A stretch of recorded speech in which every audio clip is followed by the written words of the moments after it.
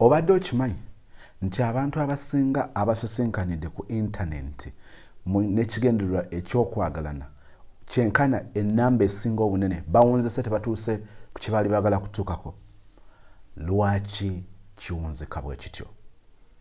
Nze Sozmo bobale kungoberera actually today oba leero kati katusooke tukubire ku abangoberera ku YouTube mmanye engeri yaffe gye tukolamu ebintu. Katusooke tukubire tuzuule ku bannaffe ababa baagala okubirako abantu baabwe tumanye ensonga ziri zitya. Katusooke tukigezeko tulabe tugenda baako calls nga kalkuleyo akiriemu tugenda nga tukikola buli lunaku tugende nga tuzisalako kubanga requests nyingi ez'abo abaagala okubira abantu baabwe. Katusooke tukubire ku ono then tweyongereyo ne on social media dating internet love lumbe lwa kirago. Webale okugoberera channel eno emanyiddwa nga Sozmo. Tuba ku nsonga za mukwano na music era mu kaseera kano tuzuula omwagalwa wo kyakulowooleza okusinziira ku by'osuubira.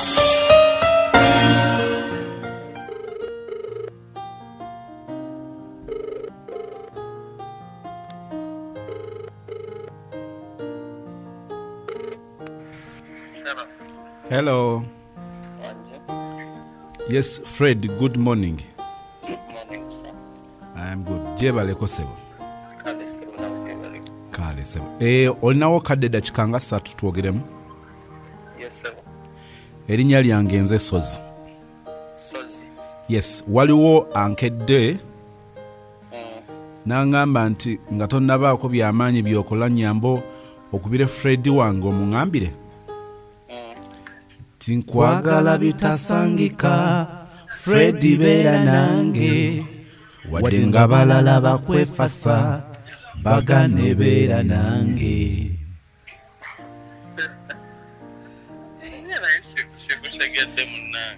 Nze oyinza obutantegera ne fa kwantumye kati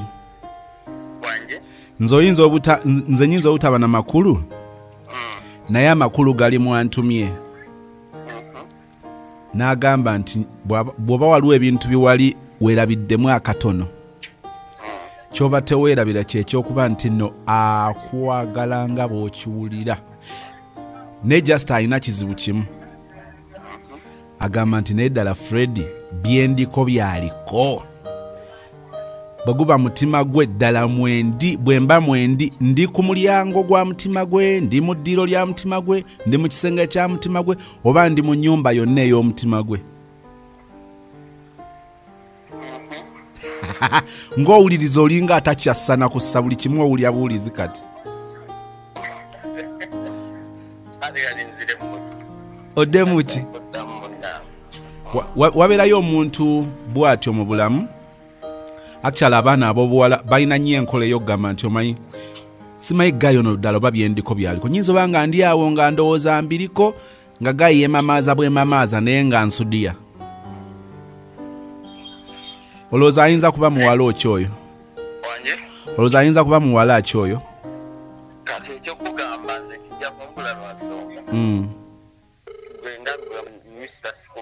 Nze Sozi era waliwo eyaŋŋambye nti nyamba buyambi okinkolere nga muzadde onkubirire ku Fred oyo. One mwagala and bwe tuba twogera he sounds like committed to be with me, to love me forever, but I really ng'omuntu asigala alimu obwa Thomas. N'agamba njagala onsikire eggaayo oyo eriyo wallahi ndaba obanga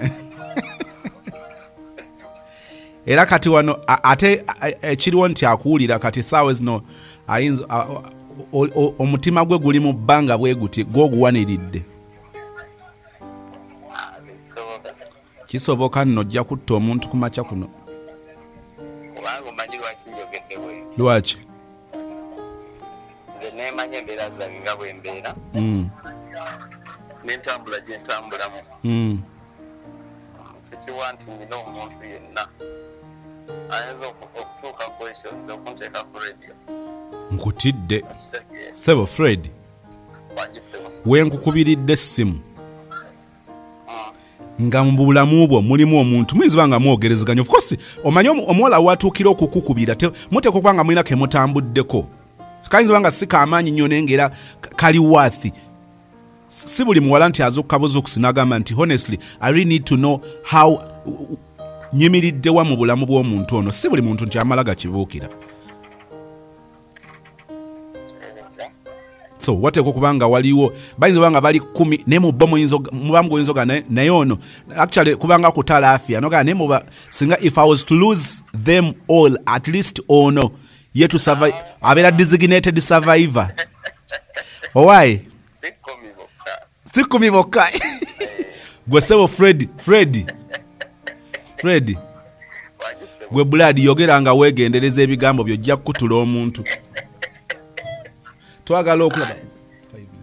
Twagala olaba mu bonna ani designated survivor.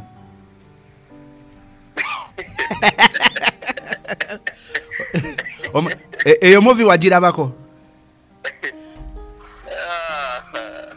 Sebo Freddy omanyi kye bayita minzaani? Waliwo akutadde ku minzaani ate nga byalaali nze ndi muntu mukulu nywa ne kyayaayo kya.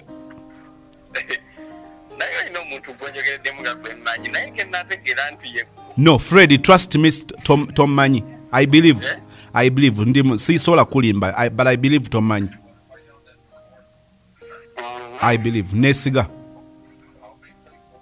Namanya genjogedde, when you check the number, ojasanga ngera manya gego.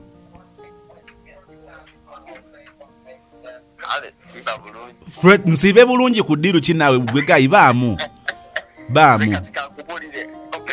Mbuulire omuntu omwoyo gw'olowooza nti ngenda mu myezi yagambye mmaze ebbanga kinganyogera naye. Ekyo sikimanyi. Kati ye naakugamba nze naye connection kyeriwo ennene. Business connection, jokes. Naye Fred, wano tetuli mu kwogera ku byakwekulaakulanya. These are love issues. These are love issues. Taliyo. Ate of course kankubulire. Nze ne wekyandibadde nga kyekyo. Nze wemba n'omuntu nga nze naye tuli mukwano. Love kiyinza kubeera mu bantu basatu. What do you mean bantu basatu? Kati gobeera third subject. Gwe guy mwana gwe Fred mwana totandika kwemamaaza. Obeera third subject kati kyetukola.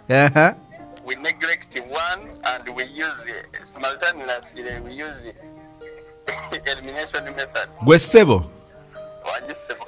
Designated survivor alayikanga abuze naye njawulo kutegeeza nti love walo lwetuuka ne public opinion ye mataringa like mutuuka nga love terimu mwekka nga mulimu abalala bagirinamu stake community government and all that. Ate nekimanya nti government yegiyingiddemu. Wogiviiramu. Anti ku nkomero government yegenda obbatongoza kubanga ne marriage certificate eba ya government.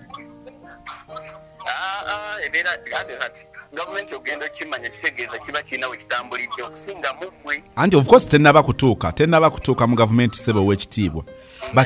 But Fred. Yes, Fred. Tolinaayo muntu yenna bwe mwogerezeganya ng'omulaga nti omuli like muzimba obulamu obw'omu maaso obw'omukwano buyinza obanga butandika slowly but sure taliyo.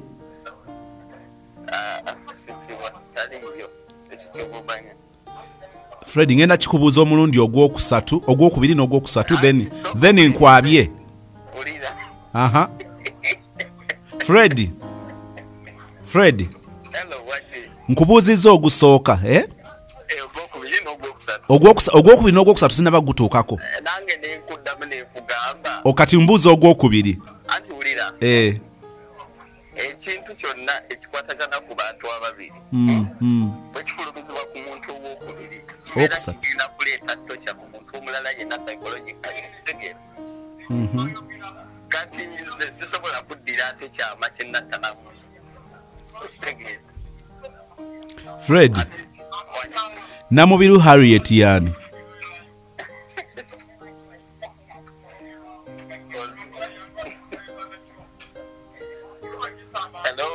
Kwendi sebo mpulira.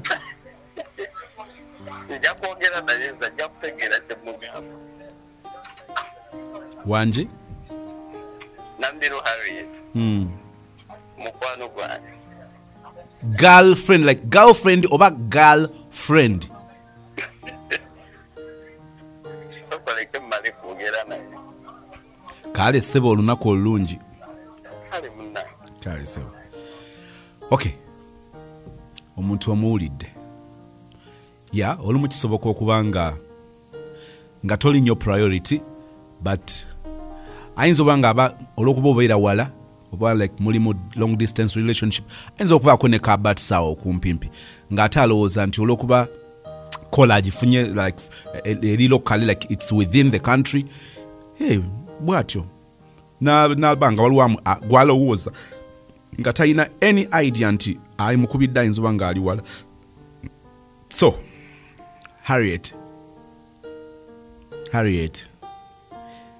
kino si kye kiyinza obeera ekyenkomeredde, but somehow somewhere nakyo manyi nti kireka kikubye ebituli mu muntu gw'oyagala.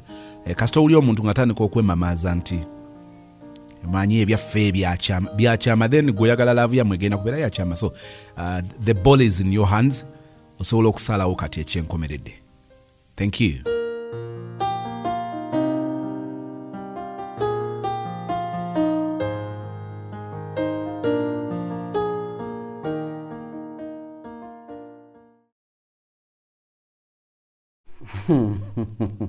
Eyo tuvuddeyo n'ebyo ebivudde mu kulonda bwe bitu biraze. Twagambye lwaki eri abafunye omukisa nga gye bwe nayogedde ne bafuna mu mukwano guno gw'okusinkana ku internet. Gye bali abakifunyemu, trust me, gye bali. Naye gye bwe nayogedde nagambye nti abafunyemu si be bangi. Waliwo okunoonyereza okwakolebwa nga kwakolebwa ku couples azaali 4,000, naye kyagenda okuzuuka nga namba enene ku couples ezo 4,000, namba enene finally relationship zaabwe oba omukwano gwabwe tegwabeerawo, tegwawangala, newankubadde abamu basesetuka ne bayingira mu bufumbo like ne bakigusa, naye era okuwangala kwakyo ne kutasobola kubeerawo. Waliwo ebintu ebireetera ebintu ebyo okubeera bwe bityo. Omuntu ne mubeera mu mukwano gwo gw'okusinkana ku internet, tomulabangako, tomanyi ba luganda lwe, tamanyi bikukwatako biringa bwe bityo. So emikisa mingi relationship ezo obutakola. Era bw'oba ogitandika waliwo ebintu byoteekeddwa okusooka okutunuulira. Ekisooka kye njagala okutandikirako olwaliro, lwaki relationship zino ez'okusinkana ku internet, ku mitimbagano, ku social media, WhatsApp, Facebook, n'ebiringa ebyo, lwaki ebiseera ebisinga tezibeerawo? Kakati bw'otegeera ekyo, kikuyamba okumanya engeri gy'oyingira mu mukwano gw'ekikulu ekityo. Ate era jjo nagambye nti bw'otegeera bye twategedde jjo, bimu ku byoteekeddwa okwegendereza, y'ensonga ki osobola okugubeezaawo. Kati bino bye bitera okugaana omukwano guno okubeerawo. Ekisooka obulimba. Njagala okutegeeza waliwo okunoonyereza okulala kwakolebwa ku bantu bano ababeera besinkana online, ne kizuuka nga ebitundu 81 ku 100, like 81% of 100 nga balimba one about their age, nga balimba emyaka gyabwe teboogera mituufu. Ekyokubiri nga balimba size zaabwe.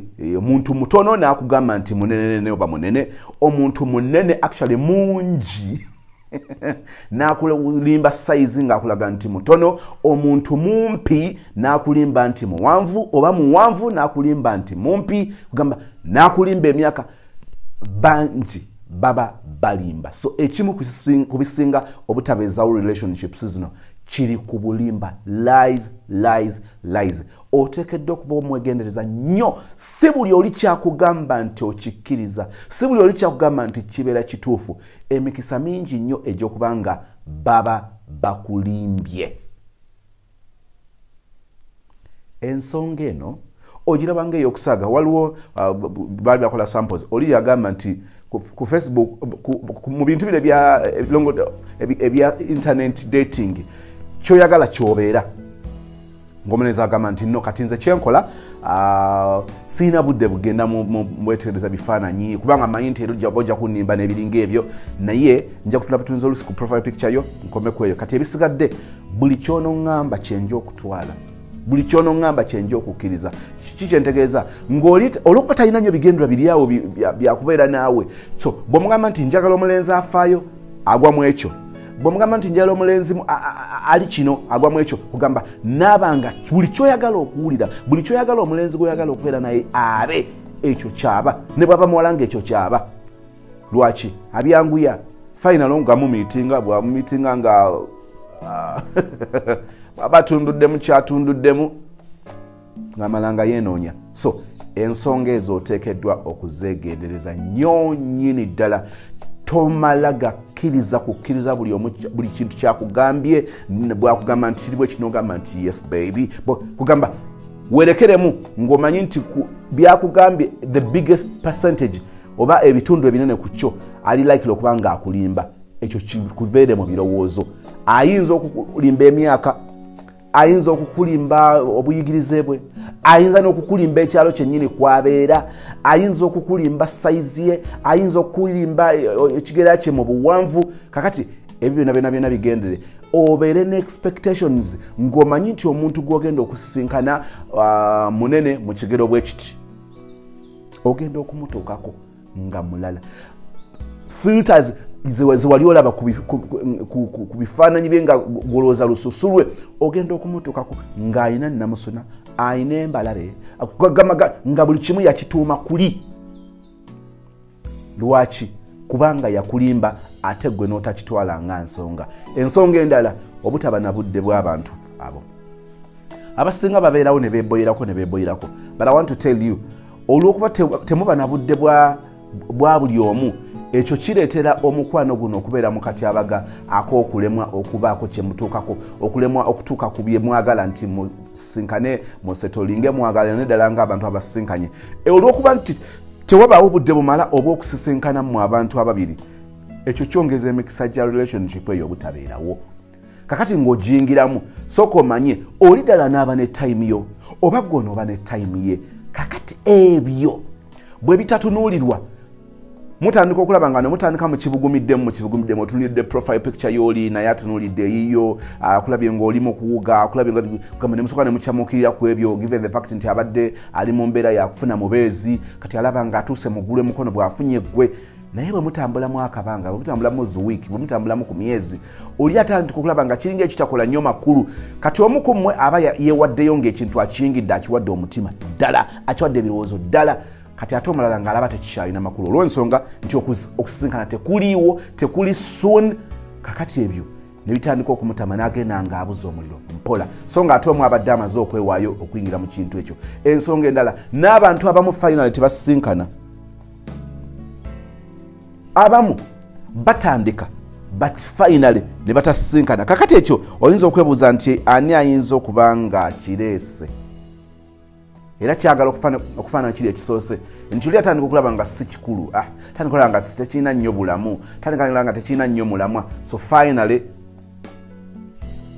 abamu batandika n'ekigendererwa kyabwe ekyokusinkana tekirimu nga just kumalira budde kyagala okudda ku oli akulimba n'akulaga kyala but just wanted to be busy yagala kucyankalanyako ku muntu omu okulaga nti naye aliwo n'omuwendo like ye asobola kakati gwe n'okibeeramu ekintu ekirala abantu abo olumu musisinkana nga temugase ebirubirwa byammwe si bye bimu ekyo kikulu musisinkana ng'ebirubirwa byammwe completely bilala kakati oli agezaako bugeza kutandika kuli ekyokulimba naye nga ye ayagala kintu kirala naawe oyagala kintu kirala gwowulira ng'okkiriza kubanga olabyeko bamikwano gyo bagetinze serious nga bavudde mu zino mu social media dating or internet love nolowooza nti naawe kijja kukola kati oli naye naakulowoozesa ekyo era nga bw'ogamba nti naye ndabyeyo abakikoze ndabyeyo abawangudde like they've made it nagamba yakisoboka naye naakubuulira ababe naye ng'ebiruubirirwa bye birala